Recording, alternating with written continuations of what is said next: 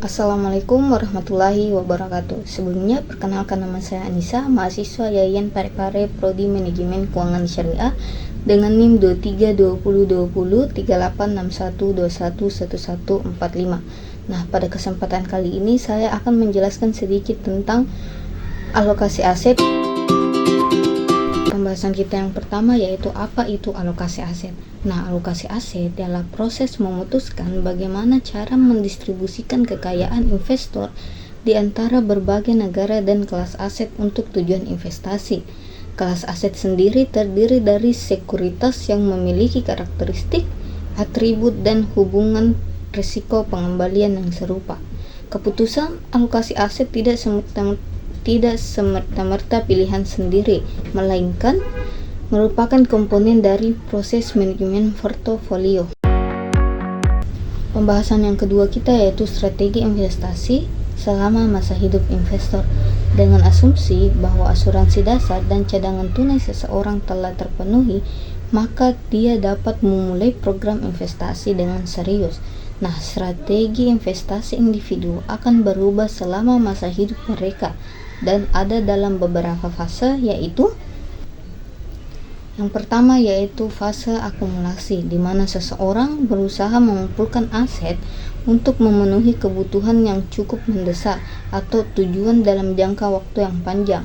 Nah, seseorang dalam fase akumulasi biasanya bersedia melakukan investasi yang relatif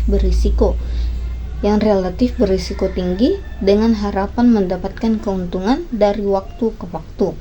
Nah, fase yang kedua yaitu fase konsolidasi. Nah, yang dimana fase ini biasanya telah melewati titik karirnya atau telah melunasi sebagian besar atau semua utangnya.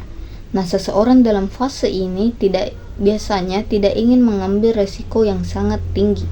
Selanjutnya yaitu fase yang ketiga yaitu fase pengeluaran. Biasanya dimulai ketika seseorang pensiun. Biaya hidupnya ditanggung oleh pendapatan jaminan sosial dan juga pendapatan dari investasi sebelumnya, termasuk rencana pensiun. Pada fase ini, mereka harus menyeimbangkan keinginan mereka untuk mempertahankan nilai nominal tabungan mereka dengan kebutuhan untuk melindungi diri sendiri dari inflasi. Selanjutnya yaitu fase yang keempat, yaitu fase pemberian hadiah, yaitu pada tahap ini individu mungkin percaya bahwa mereka memiliki pendapatan dan aset yang cukup untuk menutupi pengeluaran saat ini dan pengeluaran di masa depan sambil mempertahankan cadangan untuk kepastian. Pembahasan kita yang ketiga yaitu tujuan investasi siklus hidup. Nah, dalam siklus hidup investasi seseorang, ia akan memiliki berbagai keuangan. Ada dua tujuan dalam hal ini. Yang pertama yaitu tujuan jangka pendek, seperti dana untuk uang muka rumah, mobil baru, atau perjalanan liburan. Nah, karena tujuan ini memiliki jangka waktu yang pendek, investasi berisiko tinggi dianggap tidak cocok untuk mencapainya. Selanjutnya yaitu tujuan yang kedua. Nah, tujuan yang kedua yaitu tujuan jangka panjang.